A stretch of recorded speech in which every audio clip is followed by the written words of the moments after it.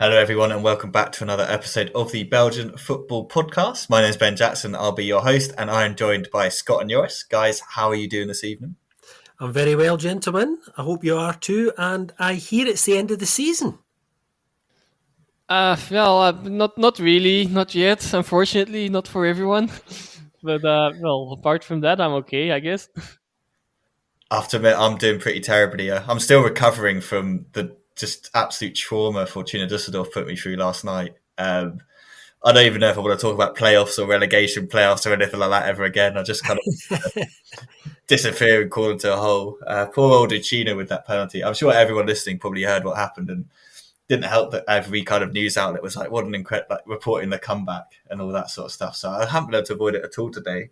Even with the Belgian squad announcement and other kind of international announcements, it's just like, yeah, it just keeps cropping up every now and then. I need to I get over it and then up pops another story about the incredible Bochum comeback. So yeah, still reeling from that. So maybe, yeah, not the best weekend for Joris and I. Scott, obviously your side were very successful this weekend in Scotland, so you at least have something to cheer about. But so yeah, maybe you can carry us with the positivity this week. I don't know.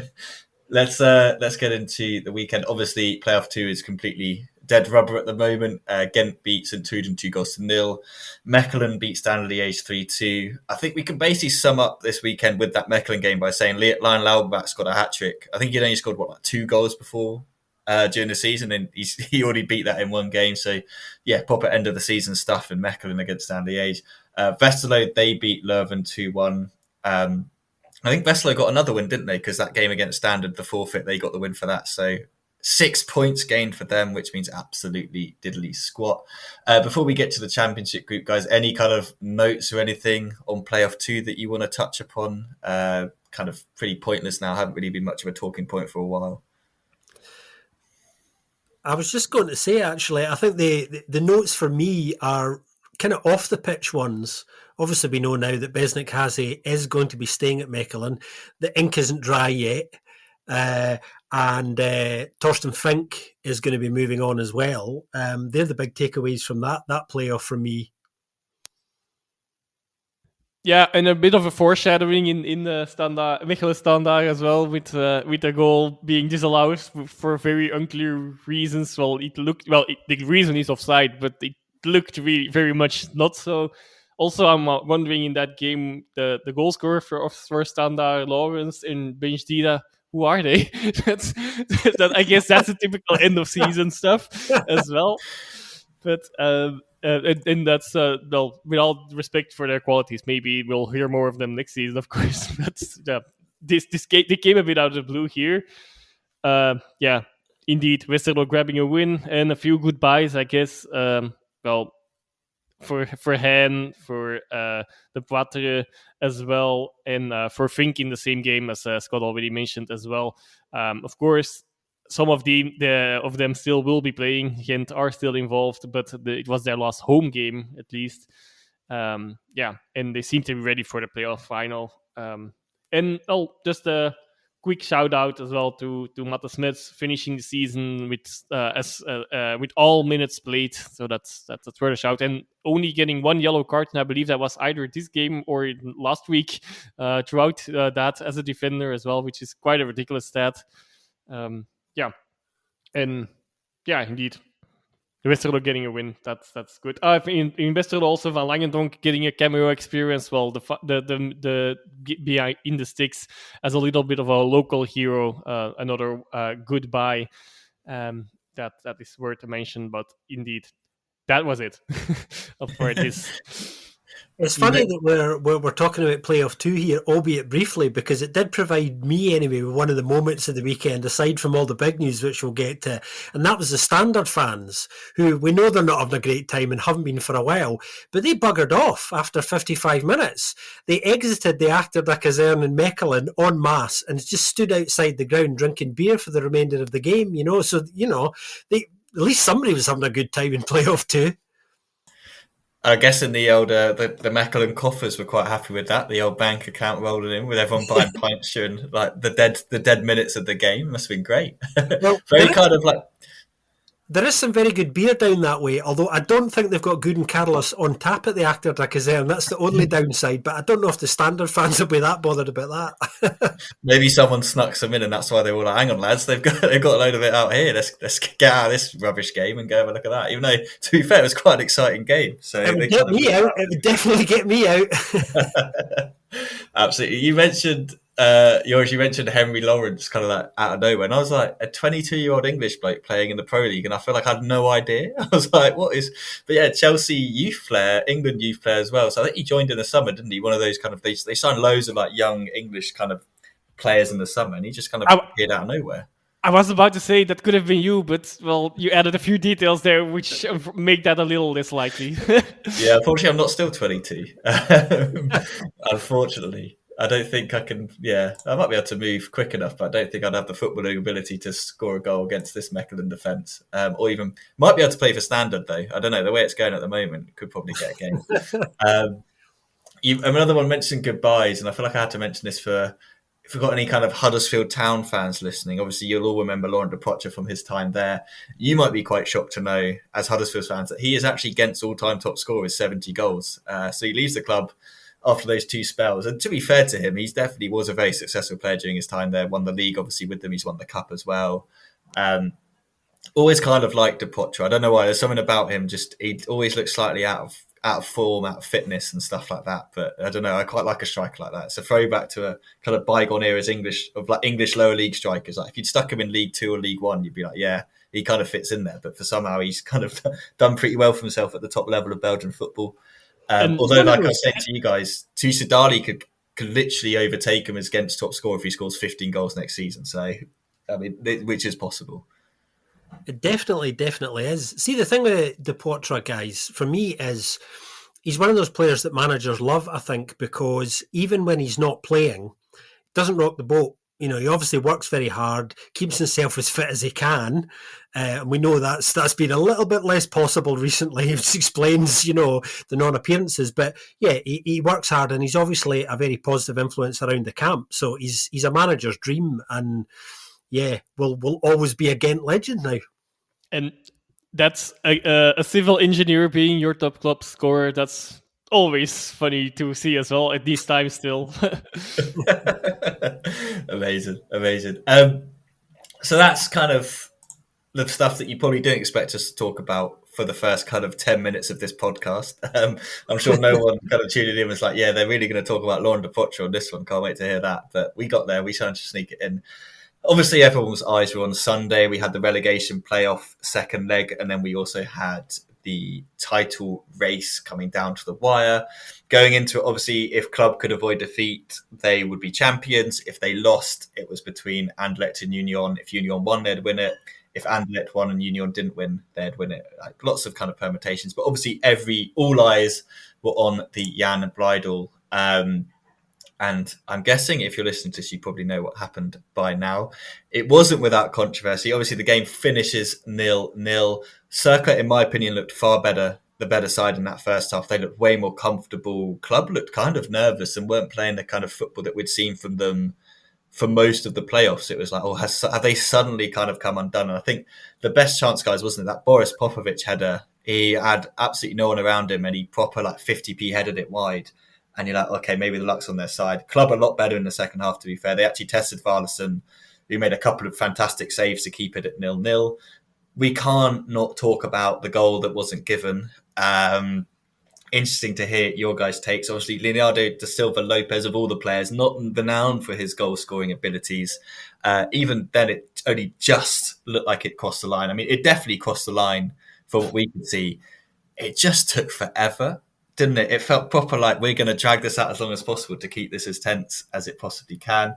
And it was quite bemusing to see Jonathan Nardo then turn around and have his arm raised for offside. And I'm going to let you guys say what you think, and I'll chime in if it's different. But I think in the end, the right decision was made. It was tight, but I think they made the right decision on this one. I think they probably did. I've gone and looked at it again another few times, and my initial reaction was, yes, it's a goal. You know, the ball being over the line was, I don't think anybody really disputed. In fact, I don't think I've seen anybody all weekend who's really disputed that particular point of it. Then I'm thinking, okay, where's the offside, which is the initial thing. And then my initial reaction to Lopez is, well, he's not interfering.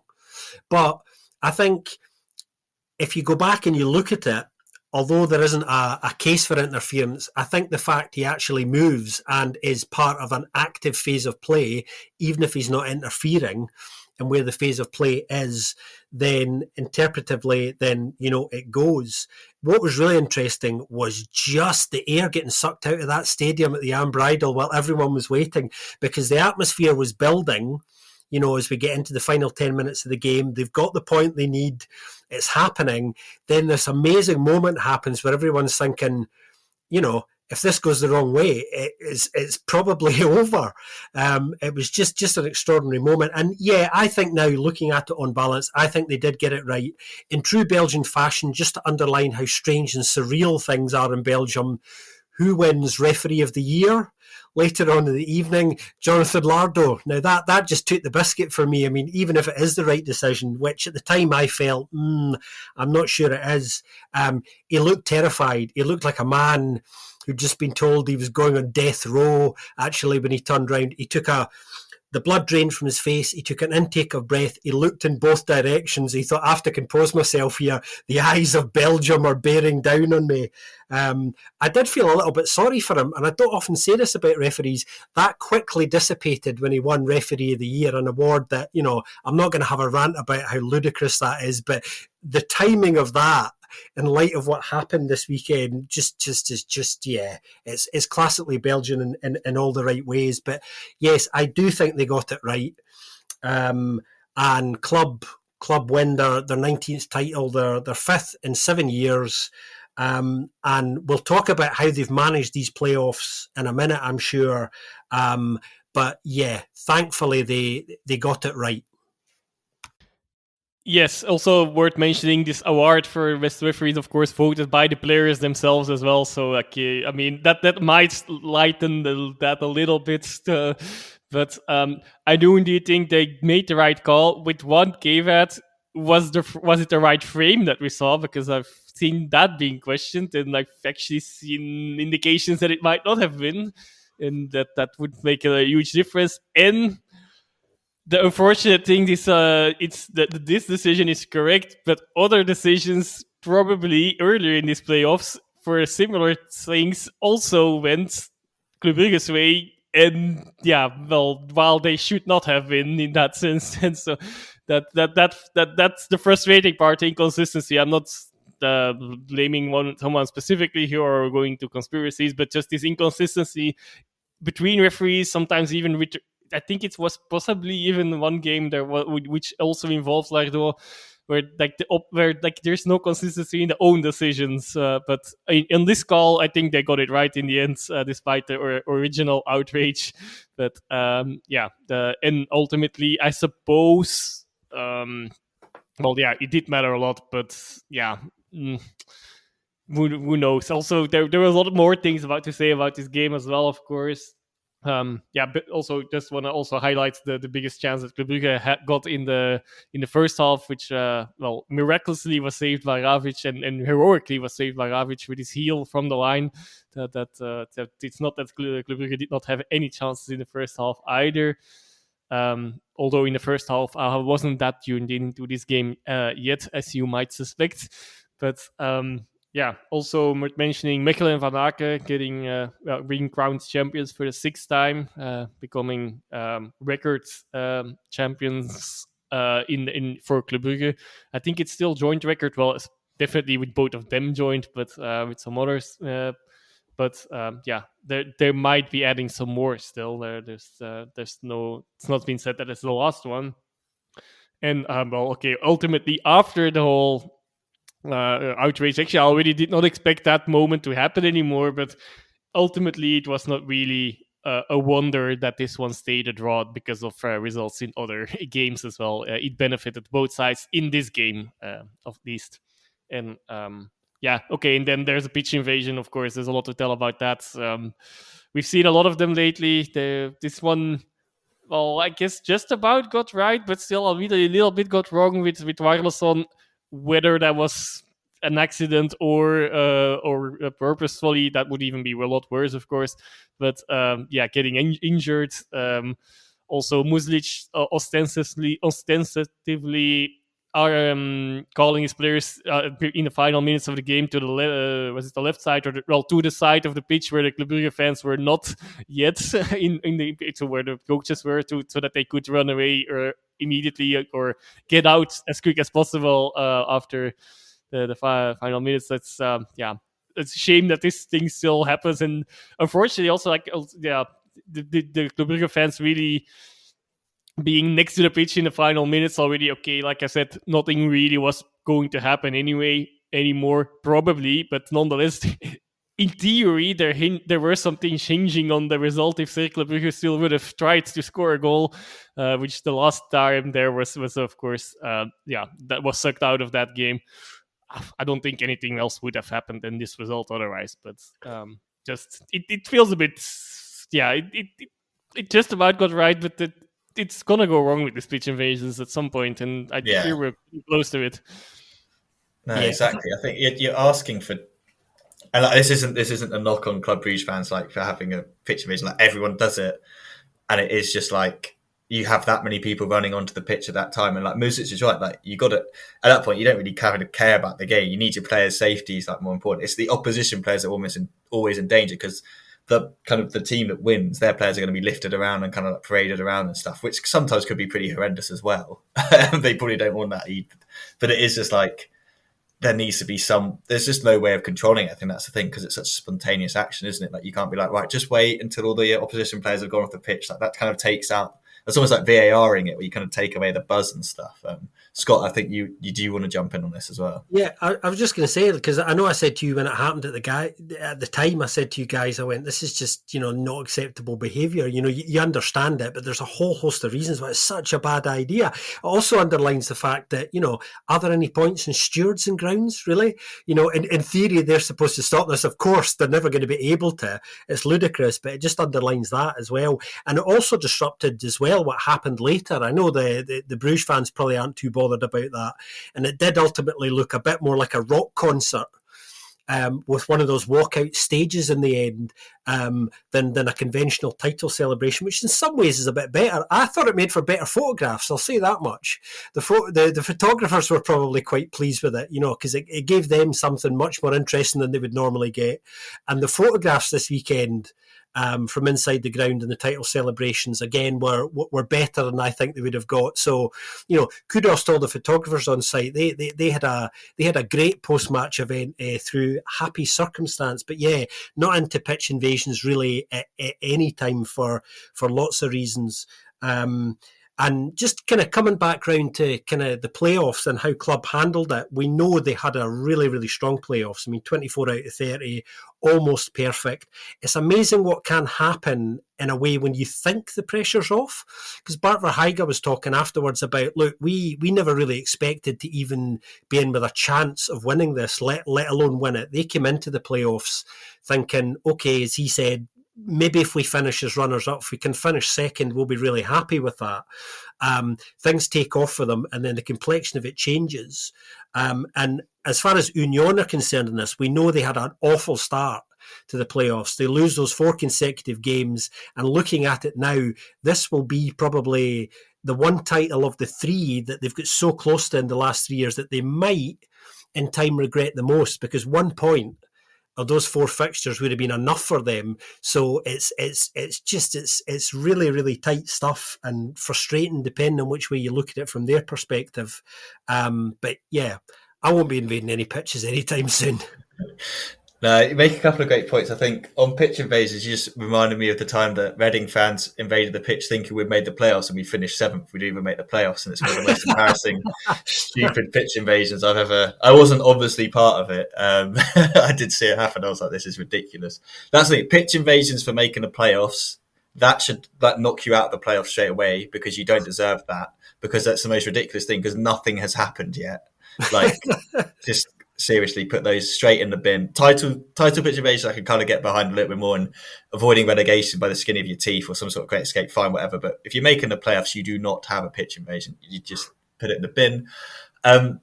I think the point you made at the end there, Scott, is kind of the one that, like, to begin with, I was like, I didn't want Club to win the league, not because of them, just because of them finishing so far behind in the regular season, points halving and unable to catch up. But then you go back and look and you say that, you're like, well, yeah, if Union just get one more point, they've won it. Like, that's all they needed was a point. So in many ways, I don't, like, yes, they had this incredible run, but like a lot of people are kind of blaming the system and stuff, but the system still, they had to still fight against the system in a way. And I wrote like an article about it, and my way of looking at the Belgian Pro League this season, because of what's happened, has just completely shifted. I've just completely I think probably finally come around to the view that most people who actually have watched this league for years have had, that like, you just kind of have to treat it a little bit more like a kind of American style NBA, NFL sort of vibe, rather than your traditional football league, in the sense that the regular season is just kind of, you're jostling for that positioning.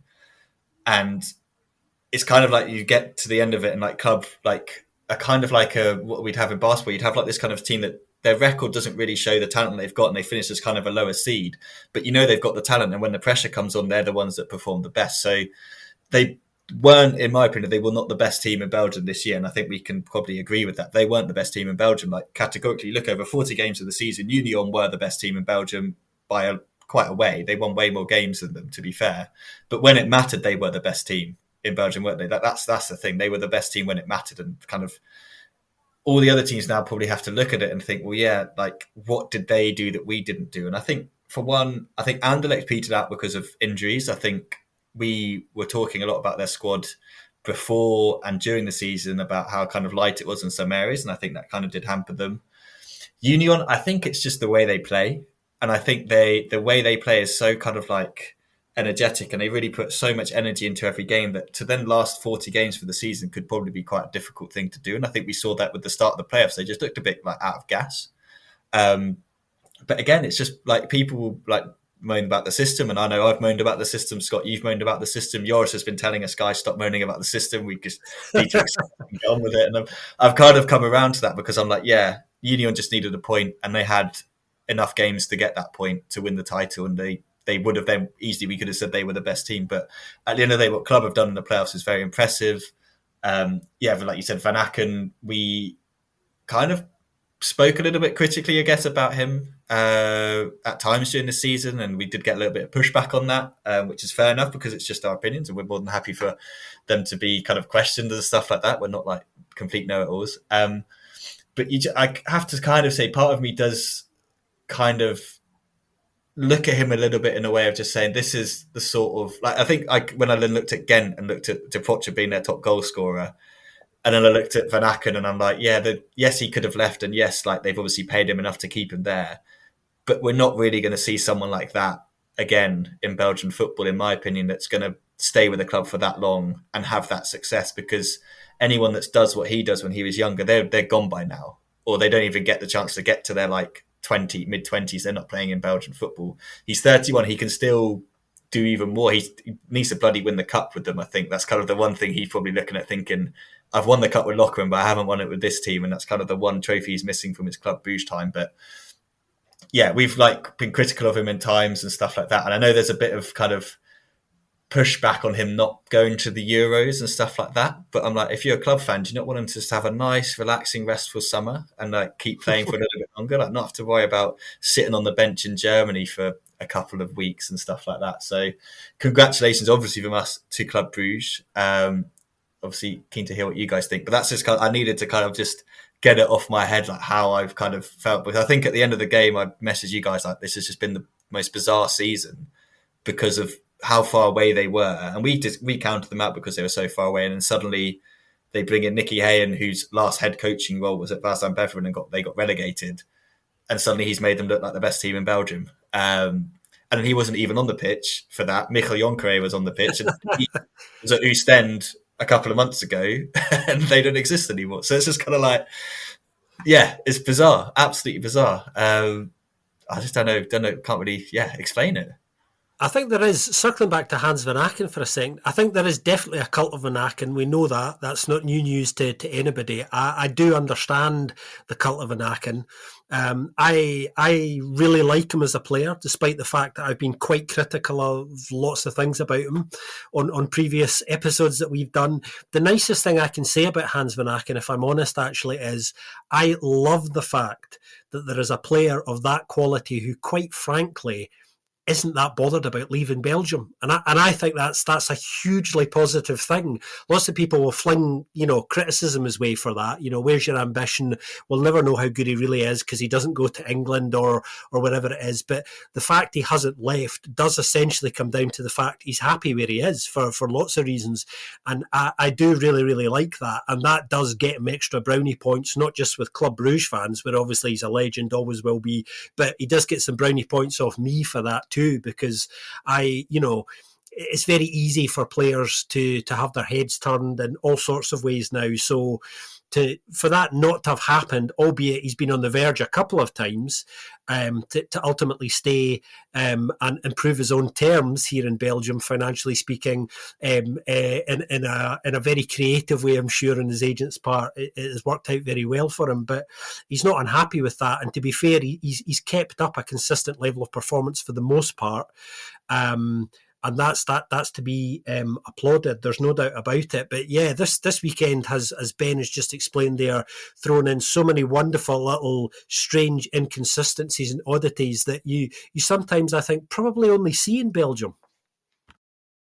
Yeah, the thing with to come back to the format again as well, then the thing with it is, of course, the way you look at it. Indeed, like I feel like, yeah, it's the endless debate of entertainment again versus sportivity, and yes, I fear that has unfortunately by default now turned towards entertainment, and in that sense, this format makes a lot of sense when you start looking at it, whether you agree with that or not, even.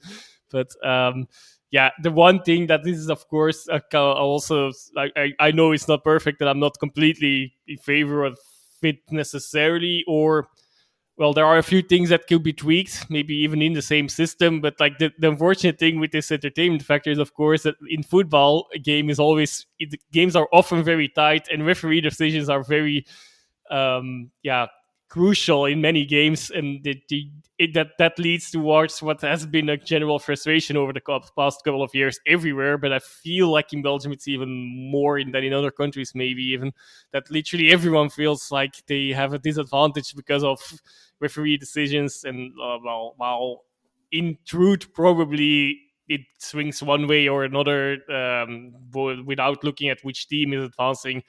Probably some teams get a little more advantage just because of being a top team and factors like that, but and having fans. But that's also maybe the role of fans a little bit, to put pressure on the referees and so on. So like, but just the general, like, I feel like a lot of issues could be resolved with just looking at the referee department, and somehow, I don't have the solutions here, but to make it a lot simpler for the referees anyway. Like, I feel also the rules of the game, not only in Belgium, but just that in general, are getting way too complicated for what they should be. And then, no way there's always going to be a black and white solution. Like, that's the beauty of it as well. But in a way, there should be a way that this is at least annoying for fans. Like, for example, with the VAR, to get to that discussion again as well. Like,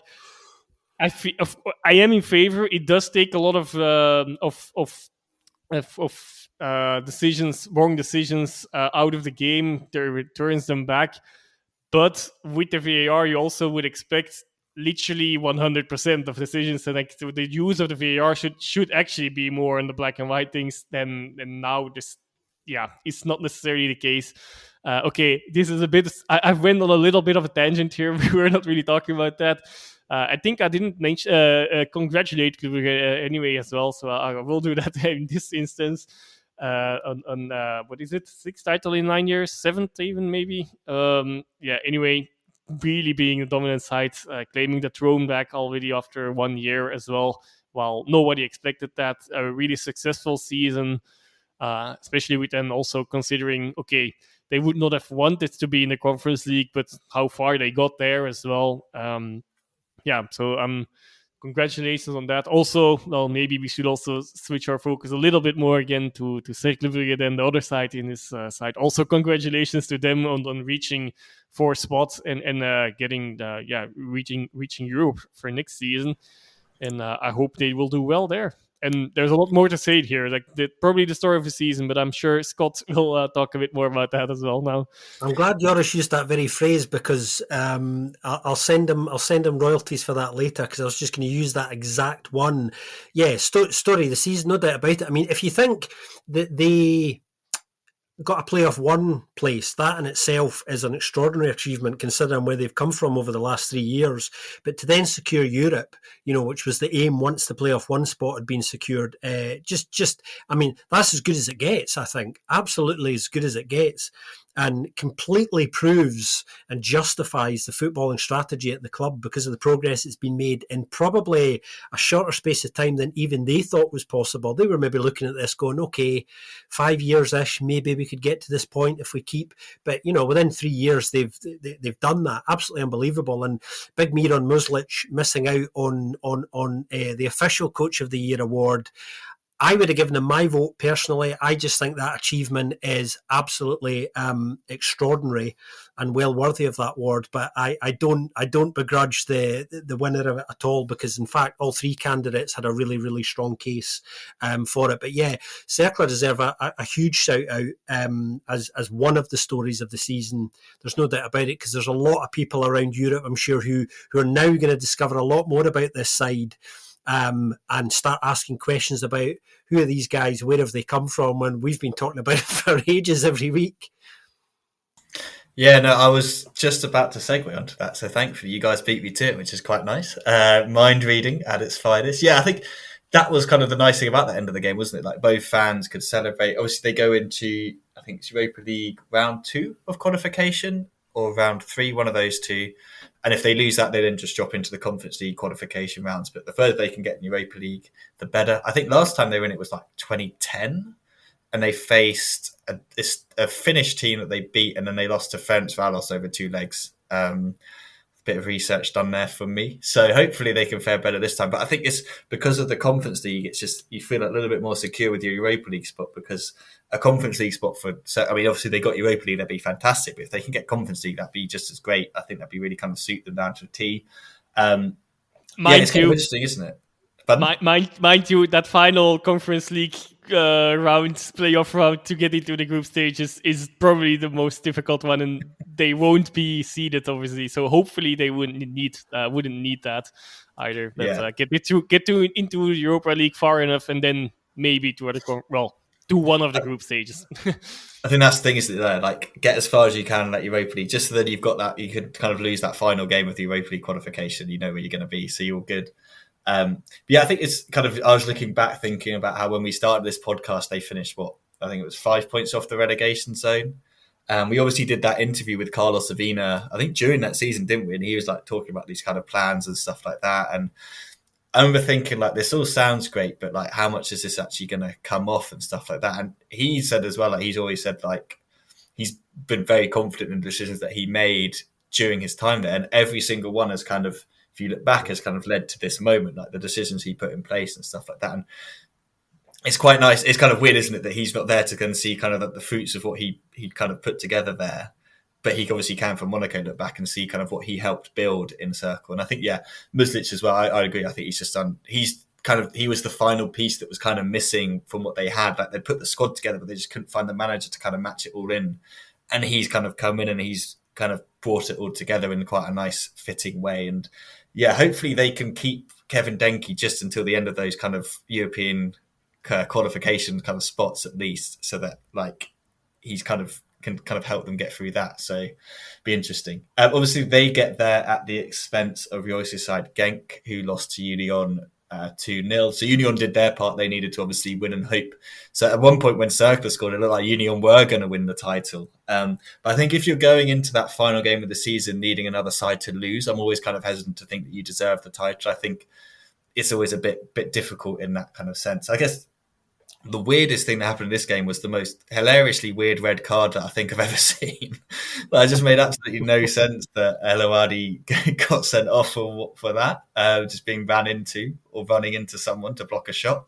I think this happens in every single game, doesn't it? Where this kind of like a late block or something like that on a shot or something, and never gets given as anything, and suddenly it's been given as a red card. And I don't know if that had anything to do with your kind of talk about the refereeing and inconsistency, Joris, but it was definitely a major part of it, wasn't it? And I mean, especially if you think about it, at that point it was only 1-0, so Genk still did have that chance, and we know that. Yes, like it's only to get into the qualification rounds, but not having to face this final game against Ghent was like it's something really, really important in the kind of that added security. And European football, like at any level, is just it's such a kind of if you don't have it, it can be quite a massive kind of burden on kind of future plans and finances and stuff like that. I mean, just look at Standard Liège; they've kind of been budgeting as if they're going to get European football, and they haven't been close for a couple of seasons now. So I don't think Genk are going to be. I'm sure they're kind of a little bit more financially savvy than the Standard Liège owners have been in the past, but quite frustrating, I guess, Joris, that I don't know, that decision may or may not have kind of impacted what happened. But again, now they're kind of facing Ghent in that kind of game to get into Europe, and it's not going to be easy for either side, to be honest. No, well, it was not only that decision. There were a few frustrating decisions for Genk fans in this game from the VAR mainly, actually. There was also a penalty that was returned for on Zekiri that could have led to the 1-1 as well. Ultimately, I think I would not have found that a penalty, but I'm again not sure if the VAR should intervene on this when it's given. That's again this kind of gray line that's like not nice, not unclear, and then differs from person to person. Just no transparency or clarity on that. But okay, ultimately, I think Union probably deserved to win this game. Although, in the first half, there were a few chances for Genk. Fadera gave a really easy ball, completely wrong. That would have put, I think it would have been Bonsuba on a one-on-one against Maurice. At that time, it was still 0-0. Also, he had the other way around. Bonsuba opened really nicely for Fadera on a really big chance. He really should at least hit the target, and if he hits the target, actually from how close it was, there was a big chance that would have been the lead for Genk. But ultimately, Union created a lot of corners and situations, and unfortunate in set-piece situations, and unfortunately, Genk actually dealt with it quite well. And that was also the case on the occasion where the first goal actually came from. But the unfortunate part where I'm referring to it now for the third or fourth time already is that Van der Voort tried to launch a counterattack on one of those after catching the ball, which, that didn't come off. And afterwards, defenders, Van Houten had a really nice finish for the 1-0 there, but it was not that the defending players were trying to deny him from that shot as well. Of course, a little bit fitting, of course, that a former Cercle Brugge player helped them here in this battle for European football as well. Frustrating goal to concede, and like I mentioned last week already as well, of course, like it would be important in which game there would be the first goal and for which side it would be between the two games we've been talking about now. It went the way I really did not want it to go. And then, ultimately, that's also another frustrating factor about this penalty that was given for Union. Okay, I guess it is probably... I think even according to the rules of the game, it probably is actually even a correct decision, even also to get a red card. But you just don't have any feeling of the game if you give Olbadi there a red card because he's just literally just running. Yes, he denies a goal, so that's why a penalty obviously could be given. But like a red card while he was just running and not even looking at the ball at the time when it was headed, so like there's no way of intention there. That was just ridiculous. But okay, I was already fearing he would be suspended for the game against Gent because of that. That would be an extra damper. but that didn't happen. So that the referee, it has been his suspension. But okay, the frustrating part is, of course, that's already that led to the 2-0 when that game was decided. Then it was important for him to at least still be in this game to, until something happened until the other something happened is in the Brugge derby.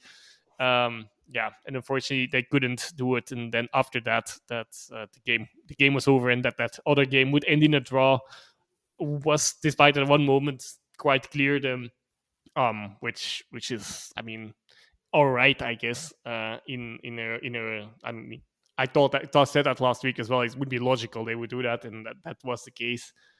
But still a bit frustrating. But that's how it goes. What else to mention from Genk's side? Congolo making a really good debut. Actually, unfortunately, he also had to get off injured. It was a slight injury. It was more like of a precaution, but leaving even less central defenders there. Well, no central defenders actually anymore. Only McKenzie, but not no one to bring in for Congo. That was is a central defender. Knowing that both central defenders were 2 of the 3 central defenders were already suspended, I did not have many hopes in this game. Throughout the game, actually, the hopes got a little bit bigger because of those chances, at the initial chances at breakaways. But it's a season of Genk summarized. I hope this will not be completely summarized again next Sunday either. But we'll have to see about that. But just not efficient enough. And I've been talking too much about this from this point of view, I think, as well, for listeners to be interesting. But just. That red card is just madness. Regardless of it's like a little of a law or not, that's really the main point for me. Yeah, as Joris was saying, his side can't quite go on holiday yet. They've got one important game still to come, and it actually is quite important for a number of reasons.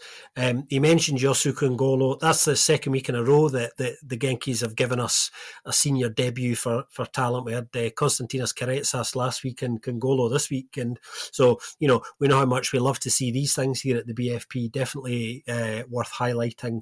On Union's point, I thought Enoch Tech Lab was really good. He had a good game. Nielsen was pretty decent as well. And I just feel, and I'm sure Joris will agree with me, I think from the playoffs point of view, Genk have just had a really ropey and inconsistent playoff. 4 wins, 5 defeats. It's pretty much been all over the place. Yeah, and ultimately not even that bad. But yes, like also worth mentioning as a general overview for the playoffs, Club Brugge are the only side that actually have gotten more than half of the points. Yeah, which also shows indeed that Uno have bottled it here, unfortunately, for most part, despite Club Brugge's efforts. That's a harsh thing to say, of course, with the season they had. But these 4 losses in a row, that's just too much in this format. In probably actually in many formats, that would be too much. But how it turned out, it's really hampered in this specific format. Speaking of formats, there is a general meeting of the Pro League, I think, next week. And I think they may, I say may because, they don't always take a vote, but we know that next season is going to be the last season of the current TV deal. And if there are going to be changes to the format, then they have to be agreed pretty soon. So it is possible, just possible, that next weekend they might, and I'm just putting this there as a teaser to everybody, the points having going is going to be discussed as it has been for a little while. And apparently there is movement in favour, not of dropping the playoffs, but certainly of getting rid of the point halving, which has always been the bigger of the 2 issues, I think. But even I don't think they're going to take a final vote on that next week. It's going to rumble on for a bit, but it's very much there, bubbling away under the surface. But I think then you get, like, as I'm kind of against the point halving as well, but then you kind of get Joris's point about entertainment versus the other thing, and it's kind of like, well, if you don't have point halving, this playoffs would have been just kind of meh, wouldn't it? That's just kind of what's the point of even having the playoffs. But I kind of want to learn a new format again next season. Can we just stick with one for a little bit longer? I think it's changed like 3 times every year since we've been in this podcast. I feel like it's changed. either the relegation's changed, the top playoffs have changed. It's just the second division's changed a couple of times every year. So yeah, it's all been happening. Defending champions Antwerp, obviously they finished bottom of the playoff. Not the best season for them. It feels like it's going to be their kind of summer's just such an unknown, isn't it? We just don't know what's going to happen there. Is it going to be Joris de Rock? Looks like it's going to be him coming in, and there's going to be lots of new players. I mean, they've just announced Tejon Cherry. QPR fans remember him. He is like 35, 36 now. I remember the days when they wouldn't give Rafael a 2-year deal and they're giving Cherry a 2-year deal. So that kind of shows how they've had to change a little bit going into this kind of next season. So they're a big unknown. They obviously beat Anderlecht 3-1. Anderlecht did actually take the lead. Anders Dreyer got the goal, but then, in the second half, especially late on in the 90 plus minutes, I think when they realised it was all over, Antwerp just kind of stuck two past them. Don't want to linger too long on this because we can kind of touch on it a little bit more next week at kind of like the end of the season. But Anderlecht season, where do you guys see it? Because I've seen lots of people obviously saying that Riemann needs to go. But then it's like when you consider where they were last season to this season, at least they're in the title race. It's like, I don't know where I sit, and I'm going to wait until next week. But I don't know if you guys have kind of any sort of kind of clear thoughts on what you think of Anderlecht's season, finishing third. Obviously, like they got back into European football, but should they have won the title? Like it's just I don't know. I've seen lots of kind of differing opinions, and kind of interested to see what you guys think. I think Reimer staying on for another season, as they've kind of confirmed that, I think that's the right choice for them at the moment, because they have made more progress than I think they thought they were probably going to make. They said that they wanted to challenge for the title. Everyone kind of raised their eyebrow at that because we knew how much work was needed there, and they've basically done that pretty much to the end. As you know, me and Joris were saying last weekend, they played a non-game at the worst possible moment in the season. Reimer wisely didn't want to talk about injuries. It's difficult. I mean, I wonder what their own internal assessment's like in terms of the injury impact on things, because it was nice to see Anders Dreyer turning up again this weekend, because he certainly didn't last weekend when they really needed it. Ben said at the time it would be kind of nice if he does something here because they really need him to, and he wasn't wrong. I think they're ahead of schedule. I think that's how they feel. There's probably going to be quite a lot of change in personnel again over the summer as well, which you would expect. Where that leaves them, because obviously what they've done is they've abandoned In Youth We Trust, which I don't think is, a shocking thing to say to anybody. They took a lot of pelters for that in favour of trying to find a better balance and getting more experience into that side. I think they'll do the same again. I think you're going to see Fredberg trying to bring in a nice blend again that works. Another year of experience, probably a little bit more resilience needed as well, because as I said to Joris last week, for me the issue has been when the onus has been on them and it's been up to them to get it done, they've buckled. And I think that'll be the most frustrating thing for them. I don't agree with those Anderlecht fans who want to see Brian Reimer's head. I understand the frustration. Fans are always very emotive about things, and they feel somebody needs to be punished for them kind of throwing away an opportunity that they had. But sometimes these things kind of just coalesce against you in the wrong way. But I think they probably fancy their chances of going hard at it again next year. There's no reason why not. Well, I would say they completely did not abandon In Youth We Trust. They actually are doing it now like they should have done better, because 4 or 5 players out of the youth academy have been consistently in their starting lineup, which is as much or maybe even more at times than happened before. But now they are better surrounded, and that's what has been missing a bit, of course. So that's something like there's many things to say about Riemer and like his coaching, and like I'm personally not a big. I'm standing a bit more towards the fans that want him out, but.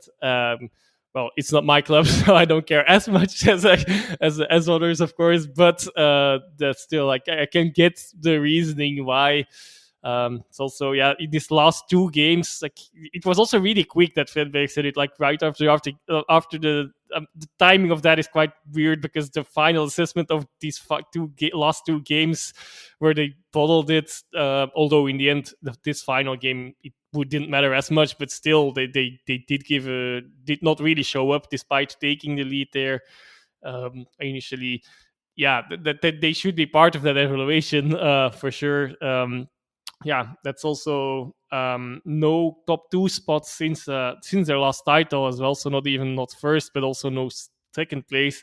Not having Champions League football also. And also, it all we'll have to see how it goes. Of course, again, also for them, many of those experienced heads are loan players or are actually indeed getting again 1 year older. Is it a year too much or not? It's always lingering around the corner. They will lose some players as well. We are quite certain that the Bust will leave. Will they replace him? They're already short on central defenders. I know there are a few coming out from the few. Well, there are a few talent, full of talent at the futures, but is it already time for them to really play as much? All out of those loan players, can they be? Can some of them be taken over for a reasonable salary? Because that's then with them often the case, of course, being experienced heads. And are they then worth as much as an investment as that all these kind of things? It won't be an easy summer for Fredberg for sure. On all kinds of fronts, both incoming and outcome, because they also send out a lot of players on loan. So that's another thing to sort out. The whole squad management thing there for both Riemer and Fredberg. Then, and that's definitely something we can elaborate a little more on next week, I suppose, as well, or in the season preview. Then we will definitely know a little bit more. On Antwerp, then, to quickly glance over as well, I think it deserves a mention, of course. Also a few goodbyes there, Van Bommel and De Laat, who ultimately did manage to get on the pitch and even somehow got a decisive role in one of the goals because the free kick that led to the 3-1 from Balikwisha was a foul on him. But and in the public, in the audience, really wanted De Laat to take that free kick as well. But he was still injured enough to not be able to do that, it looks like. So, But okay, ultimately, they got a nice free kick goal to end the season there for them.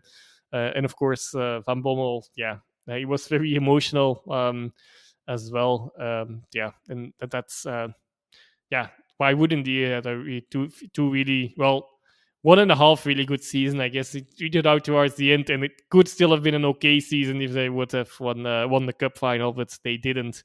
That's the results that make or break a season, of course, and not getting into Europe. Still a bit of a it makes it a bit of a sad ending of the season for them, but going out at least with a win, first home win in these playoffs as well. And they just like scoring goals in the stoppage time of the final game of the season. I have to say, whether I like it or not. That's more of an overriding theme. This not only this week, but like also here, a really nice pyro in the audience, in the public as well, in stands. But on the other hand, again, the thing like, are there stewards really? Because this kind of things, it cannot happen. Well, I suppose it's probably a little bit coordinated. Well, nobody will ever admit to that, but the coordinated. But knowing the dangers and everything. If you see another thing that has gone wrong in recent weeks, even as well, I'm not sure if it. I think even in Brugge against Cercle as well, they were. They started the second half a bit with a delay as well because of pyro, which was potentially strategic as well, so that game would finish later and they would know even more about the results of other games and know which results would be beneficial. Ultimately, that game didn't finish last, so it didn't matter. But on that front, at least. But I think there were also pyro thrown into the stands from the opponents again and so on. Just don't do that, kids. No, it's so stupid, isn't it? And it's just like, Maybe this. I don't know. I've always found with stewards, especially about pitch invasion, they're probably just like, we're not paid enough for this. I'm not getting away. Let's stuff it. Let the police deal with it. And I think, I don't know, maybe Antwerp fans will disagree with me, but I think if you said to them that you're going to win the league in the most dramatic of fashions and have a nice little Champions League journey, then you're not going to win the league and you're not going to get European football, but that's the price you got to pay. I think you take that 9 times out of 10. Actually, you probably take it 10 times out of 10, didn't you? The amount they had to wait for it and the way it happened. So, yeah, I think if I was them, I'd just be like, yeah, cool. But I think both these sides, there's so much uncertainty going into next season. Like that Anderlecht defence that's finished this game, like none of them could be there next season apart from Patrice. He's the only one. Is Koeman still going to be? He really won't be the starting goalkeeper, will he? Is Augustinsson probably not? De Bast probably not. Gattoni, are they going to buy him? Probably not. Vertonghen's going to be still 30 something, late 30s, isn't he? Like 37, 38, I think 37. Like you wouldn't rely on him as your kind of leading centre back at that age. Like he's still shown that he's good enough, but he'll start to wear and break down. He can't keep going forever. So yeah, I think you're right. Busy summer ahead for them for sure.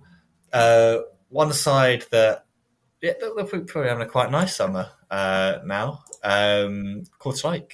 They did the business, the Great Escape. I think we can call it the Great Escape. I feel like when Frederik Andersen took over, they had 10 points and they survived in the most dramatic of fashions. Lommel actually scored literally within the first 5 minutes, didn't they, to make this one just completely kind of take away from them. And then I felt like it kind of felt fitting that Thierry Ambrose scoring a hat-trick was the man to do it, wasn't it? Because he was the guy they brought in this summer to score the goals. He was the guy they brought in last summer. They're like, we're going to have Thierry Ambrose who's going to be our kind of, he's going to do it for us. Gets injured in the first game, out for pretty much the whole season.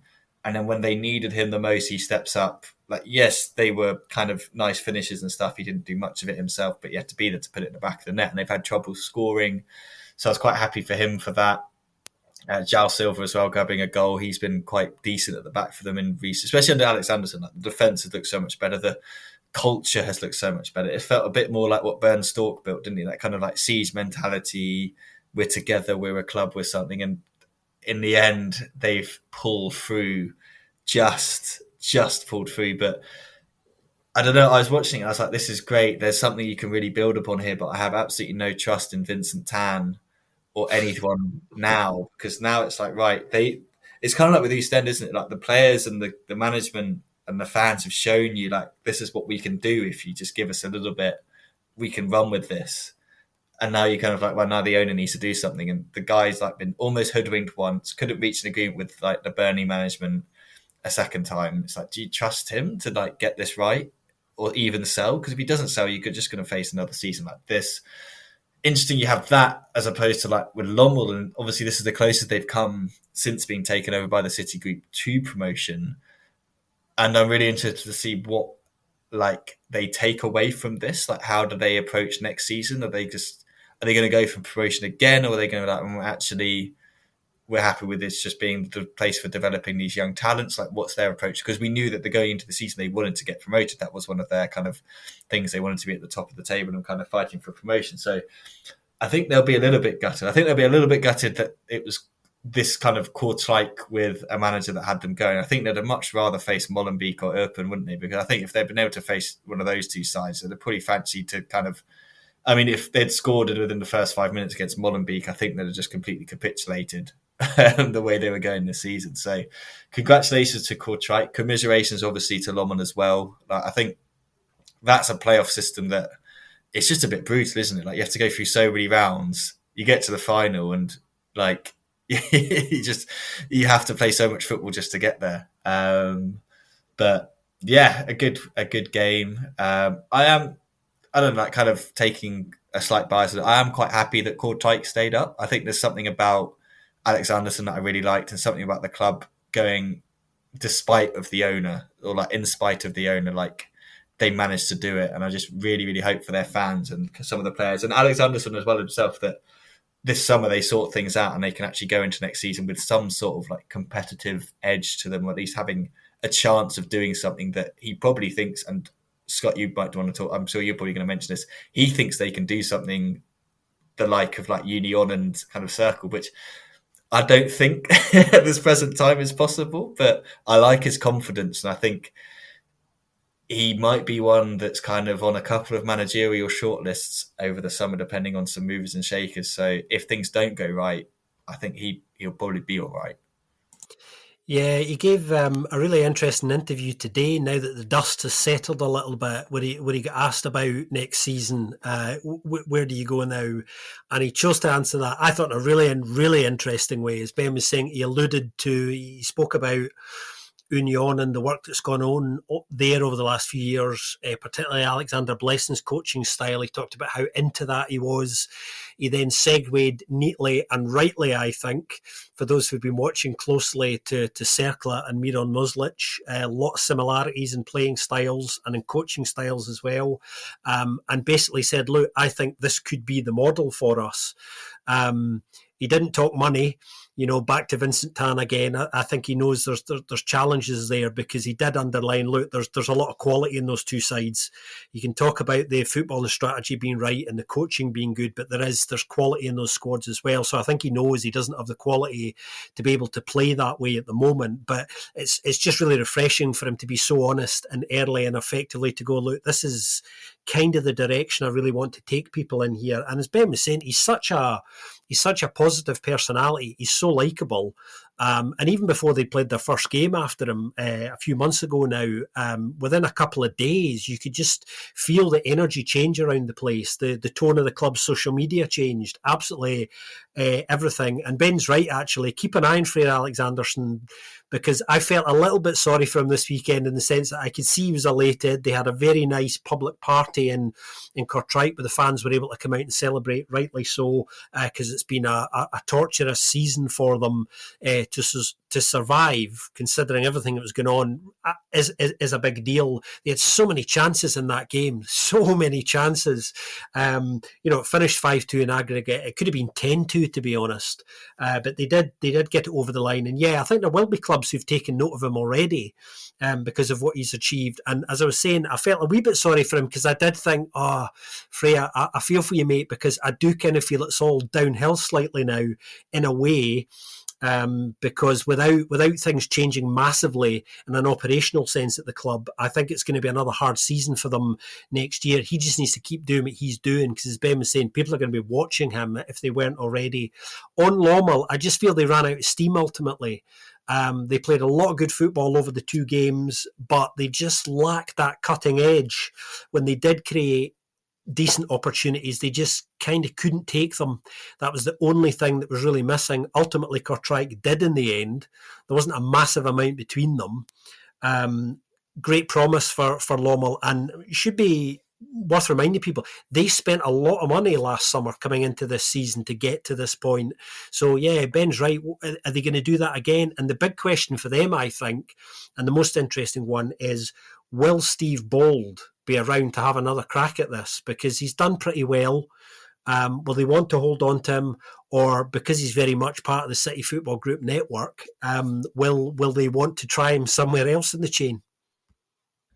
So many things to say about this game, actually. But yeah, who I feel sorry for? That's actually Lommel's second goalkeeper, Izovic. Yeah. He did a really good job in replacing the Busser, who had a decent game himself until he had to get off injured. I think he got that injury throughout in the first half. I think the change only came in the second half. He tried.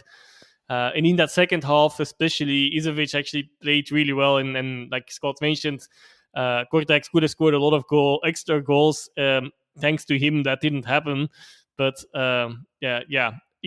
unfortunately, in the extra time, of course, there were Kortrijk scored a few goals, more than a few.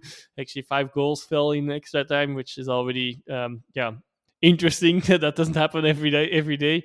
But on a few of those goals, he definitely should have done better, and especially on that first one, which is probably the crucial one, although in the end it didn't prove to be. But he had a howler, let it slip through, relatively easy header slip through his hands and over the line, and that that hampered their ambitions, together with, unfortunately, Oware, or Aware, how you have pronounce it, having a really torrid game. Ultimately also got, unfortunately, sent off. Another thing that happened in this extra time, so that very eventful. We also got a penalty there for Lommel, to bring them initially a little bit back into towards contention. While maybe Kortrijk had a few shouts for penalties in regular time as well, that ultimately don't matter anymore. But definitely. But all of stories around this game as well, of course. It's a bit fitting that Ambrose, as a Manchester City youth academy player, a former player, kills the Manchester City Football Group's club in Belgium in this specific game as a substitute, getting a hat-trick and an assist, I guess you can call it still, because the fourth goal also came from a rebound from a shot that was parried by Izovic. He really had a good game and showed what Kortrijk was missing in a lot of the season. Granted, he also only showed it in this game and at like a few other small few other flashes, but not really consistently since his injury. Would not really expect that either, maybe. So that's not a critique, but it was fitting that it happened at this time. Also, other story around this game is, of course, that the goalkeeper that got substituted, the Busser, actually, Kortrijk wanted to contract him last summer as well, and ultimately decided, no, I want to go for a promotion with Lommel. That then, precisely against this squad, this happens, and even a bit out of his hands. It's a bit sad for him as well, of course. But okay, it adds to the story of this game in this fixture, of course. And Alexandersson, that's my manager of the year, really. For he was not nominated, but to me, that's the achievement of the season. Although, of course, there are the other ones that were mentioned, and and Blissim, who won it ultimately.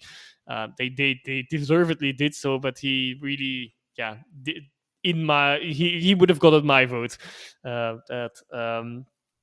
Coming out of they were bottom for 90% of the season or something, and ultimately they just indeed escape with a bit of luck here and there in the final relegation playoff game. Even they didn't have it in their own hands.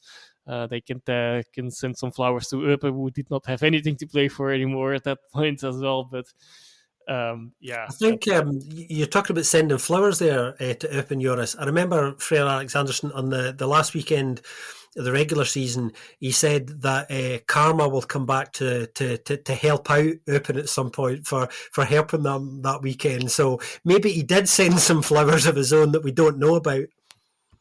It's possible, yes, of course. It seems like a Limburgian team this season. I guess the inefficiency up front. Lommel have it. Sint-Truiden had it. Genk have it at the moment still. I'm still talking present tense, unfortunately, because of that as well. But in this coincidence, of course. But it's remarkable. Yeah, something in the water over there. Or maybe all the strikers need to change boots. Who knows? Or the grass. I don't know. Or the artificial grass, for St. Truiden's case. So that's kind of it, isn't it? We know who's going to be in the league next season. We know who's going to be in the second division next season. We've just got the final European ticket to confirm. We'll know that obviously next week. So I think next week, obviously, we'll talk about that game. Then we've got plenty more stuff to talk about. We'll do the end of season kind of awards. And then we'll look a little bit ahead to the European Championships. We'll get the guys' thoughts on the Belgian national team, which obviously was announced today, although there's one spot left up for grabs, potentially, if Tedesco wants to use it. We'll see. Just saw someone say apparently Stroikens might be kind of included in the little kind of training thing, but I can't see him as good a season as I thought he's had. I can't imagine he'll get the call up. And Joris said he doesn't want to, so that makes sense. Oh no, Tedesco doesn't want to call up someone else. I think it can come back to bite you. if you get injuries and stuff like that. But there's also no harm in just working with a 25-man squad like that. Should be enough for a European Championship. But we'll get to that when we can.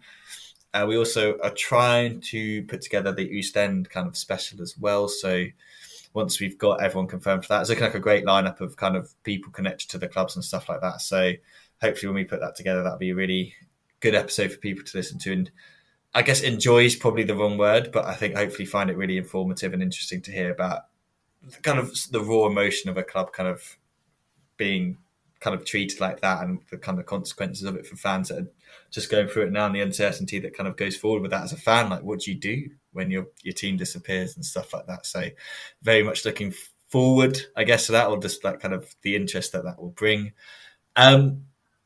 Yeah, guys, it's good to be back on the podcast. Hopefully back again next week. Hopefully we can't be biased, but maybe Joris will have something slightly more to cheer about and the season will look very different, but we'll obviously look back at different teams and kind of give our kind of overviews, all that sort of stuff. Scott's going to give out his Referee of the Year award, which we know he's very much looking forward to doing, his favourite one. Although I was going to say, I forgot to say, I reckon Lawrence Visser gives himself Referee of the Year award every year. I reckon he sits there and he's got his own, like, someone of his like family bring him a nice little Referee of the Year award. He looks like the sort of bloke that thinks he's Referee of the Year every single. For this year, probably he would go for VAR of the Year because he was injured for a large part of the season. Well, Belgium is the only country in the world, guys, that probably is going to do a VAR award of the year at some point. VAR decision of the year, that'll go down well.